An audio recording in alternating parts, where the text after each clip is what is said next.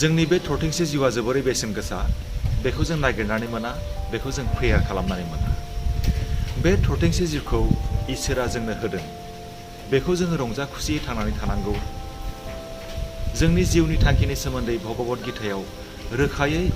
लिरनाय दं whatever we might consider our life's purpose to be there is one purpose we all have to live it fully भगवत गीतायाव आरोबाव जोंखौ मोजां रोखोमनि गोजोनै थांनानै थानो जोंनो मा नांगौ बेनि सोमोन्दै रोखायै आरोबाव बुंबावनाय दङ To live with purity, strength, discipline, honesty, kindness and integrity in order to find out the purpose and to live it fully. अब्ला जोंनि बे आगोमा जिउखौ जोङो मानो ओरैनो फोजोबनानै लानो जों गोसोखांनांगोन सासे बिमाया जेब्ला गावनि फिसाख'आव 9 दान 9 सान सासे गथ'खौ आलो गोजोनै खाङो रैखाथि होयो बै समाव सासे बिमाया सान्दुं अखा सारअन्थाइ बारहुंखा गासैखौबो नेवसिनानै गावनि फिसाख'आव थानाय गथ'खौ जोबोरै रैखाथि होयो बै सासे बिमाहा मिजिं दङ 9 दान 9 साननि उनाव सासे गथ' फैगोन बै गथ'नि मोखांखौ नायनानै बिमाया रंजागोन गेलेगोन गेदेर गोलाव खालामगोन सानसे समाव बै गथ'आ गेदेर मानसि जागोन जेब्ला जोनोम होयो गावनि सानायखौ नेवसिनानै दुखुखौ नेवसिनानै बिमानि मेगननिफ्राय खुसिनि दुंब्रुद मोदै गयो नाथाय सासे बिमानि मेगनाव सासे गथ'आ जुदि गावनि जिउखौ फोजोबनानै लायोब्ला बिमानि गोसोआ गावफ्लेगोन बिमानि गोरबोआ गावफ्लेगोन बिमानि बिखाया गावफ्लेगोन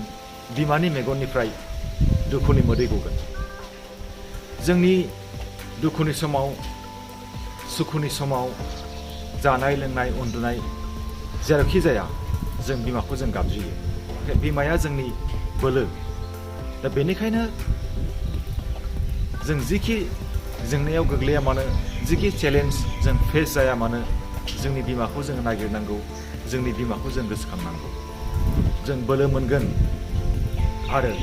थांनानै थानो थाखाय जोंनो बोलो नांगौ जों मिथिगौ जोंनि जिउआव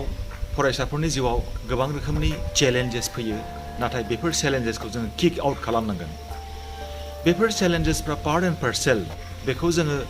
किक आउट खालामनायनि जोंहा मोनसे अल्टारनेटिभ दङ जोंहा राहा लामा दङ जोङो थांनानै जोङो थानांगोन आनजादनि समाव एडमिशननि समाव साख्रिनि समाव गोबां रोखोमनि हेंथा गोबां रोखोमनि जेंना बैफोर जेंनाफोरनि थाखाय जोङो गोसो बायनो नाङा बैफोर जेंनाफोरनि थाखाय जोङो दुखु जानाङा बेखौ जोङो होबथानो हानांगोन बेखौ जोङो सहायनो हानांगोन आरो बेखौ जोङो उथ्रिसार जानो जों हानांगोन जेब्ला सासे मानसिनि खोमायाव गोबां रोखोमनि नेगेटिभ बाथ्राफोर फैगोन अब्ला जों बेखौ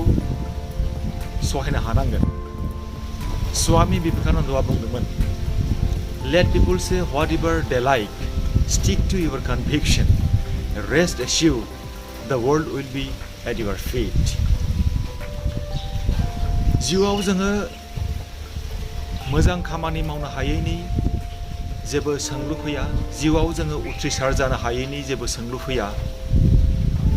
जोङो गोसोखांनो हायो अरुणिमा सिन्हानि बाथ्राखौ अरुणिमा सिन्हाया ट्रेननिफ्राय गोग्लैनानै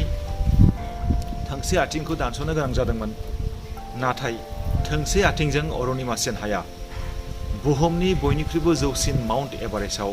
गाखोदोंमोन बैबादि थुलुंगाखौ जोङो बयबो सोलोंनांगोन फरायसाफोर नोंसोरनि थाखाय आं गोनां बाथ्रा बुंनो सानदों बेनो जाहैबाय talk to your parents frequently do regular exercise pranayam meditation. Read books. Be always engaged.